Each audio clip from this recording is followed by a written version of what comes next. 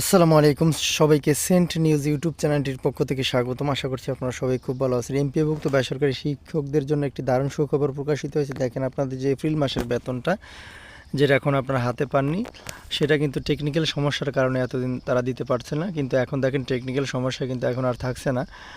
সেটা হচ্ছে লাখো শিক্ষকদের বেতন আটকা টেকনিক্যাল সমস্যায়, এই শিরোনামে কিন্তু প্রকাশিত হয়েছে। আশা করছি পুরো ভিডিওটি না টানে সম্পূর্ণ দেখলে তারপর আপনি বুঝতে পারবেন যে কত তারিখে আপনারা এপ্রিল মাসের বেতনটা তুলতে পারবেন। তাই বলবো যে না টানে সম্পূর্ণ দেখবেন। আর ভিডিও শুরুতে আপনাদের প্রতি অনুরোধ থাকবে, চ্যানেলে নতুন হয়ে থাকলে চ্যানেলটি সাবস্ক্রাইব করে আমাদের সাথে যুক্ত থাকবেন, কারণ আমরা এই সর্বপ্রথম আপনাদের জন্য আপডেট নিউজগুলো সবার আগে চ্যানেলে প্রকাশ করি।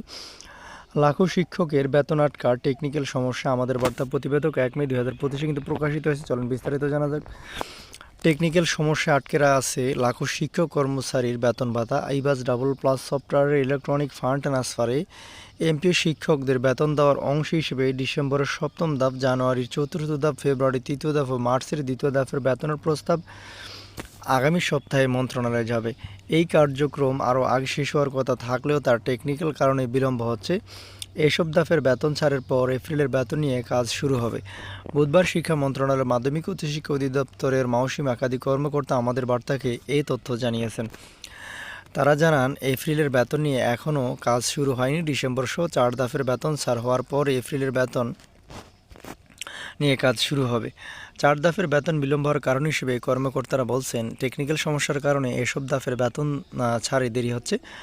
আশা করি আগামী সপ্তাহের শুরুতেই এই 4 ধাপের বেতনের প্রস্তাব মন্ত্রণালয়ে যাবে। এরপর অনুমোদন দেওয়ার পরপরই বেতন ছাড়ের প্রক্রিয়া শুরু হবে। এর আগে গত 27 মার্চ ডিসেম্বরের যত ধাপের প্রস্তাব অনুমোদন হয়, এই ধাপে মোট 10,113 জন শিক্ষক কর্মচারী ছিলেন। এর মধ্যে স্কুলের 7,819 জন ও কলেজের 2,294 জন। জানা গেছে, ডিসেম্বরের 7ম ধাপের বেতনের প্রস্তাব 2 সপ্তাহ আগে মন্ত্রণালয়ে যাওয়ার কথা ছিল, কিন্তু তার ডিসেম্বর সহ 4 ধাপের বেতন ছাড় হওয়ার পরে এপ্রিলের বেতন নিয়ে কাজ শুরু হবে। আগামী সপ্তাহের শুরুতে এই 4 ধাপের বেতনের প্রস্তাব মন্ত্রণালয়ে যেতে পারে। তার পরপরই এপ্রিলের বেতন ছাড়ের প্রক্রিয়া শুরু হবে।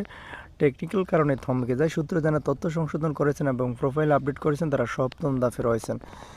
এছাড়াও 6ষ্ঠ ধাপের কিছু শিক্ষক কর্মচারী বাদ পড়েছিলেন, তারাও 7ম ধাপে রয়েছেন। এই 2 ধাপের কাজ শেষে ঈদের বেতন উৎসব ভাতা নিয়ে কাজ শুরু করবেন কর্মকর্তারা। এখনই এই ব্যাপারে ঈদের বেতন উৎসব ভাতা নিয়ে কিছু বলছেন না তারা। এর আগে 27 মার্চ 6ষ্ঠ ধাপের বেতনের প্রস্তাব অনুমোদন দিয়েছে মন্ত্রণালয়। সেই ধাপে মোট 10,113 জন শিক্ষক কর্মচারী ছিলেন। এর মধ্যে স্কুলের 7,819 জন, কলেজের 2,294 জন শিক্ষক কর্মচারী ছিলেন। জানা গেছে, এই ধাপে তথ্য সংশোধন ও প্রোফাইল আপডেট করা শিক্ষক কর্মচারীরা ছিলেন প্রসঙ্গত সরকারি শিক্ষক কর্মচারীর এফটির মাধ্যমে বেতন ভাতা পান। তবে এমপিভুক্ত শিক্ষক কর্মচারীদের বেতন ভাতা সরকারি কোষাগার থেকে ছাড় হলেও রাষ্ট্রায়ত্ত 4টি ব্যাংকের মাধ্যমে অ্যানালগ পদ্ধতিতে ছাড় হতে এই অর্থ তুলতে শিক্ষকদের নানা ভোগান্তিতে পড়তে হতো। ব্যাংকগুলোর মাধ্যমে বেতন ভাতা ছাড়ের জন্য কয়েক পর্যায়ে অনুমোদন সহ সংশ্লিষ্ট কাজ অনেক ক্ষেত্রে এমপিভুক্ত শিক্ষকদের বেতন ভাতা পেতে দেরি হতো। অনেক সময় পরের মাসের 10 তারিখের পর আগের মাসের বেতন ভাতা জুড়ত। এই পরিস্থিতির উত্তরণে গত 5 অক্টোবর বিশ্ব শিক্ষক দিবসে এপ্রিলে বেসরকারি শিক্ষকদের এমপিওর বেতন ভাতা দেওয়ার ঘোষণা দেয় শিক্ষা মন্ত্রণালয়। তো আশা করি বুঝতে পেরেছেন। পরবর্তী নিউজ দেখার আমন্ত্রণ জানিয়ে এই পর্যন্ত শেষ করছি। আসসালামু আলাইকুম।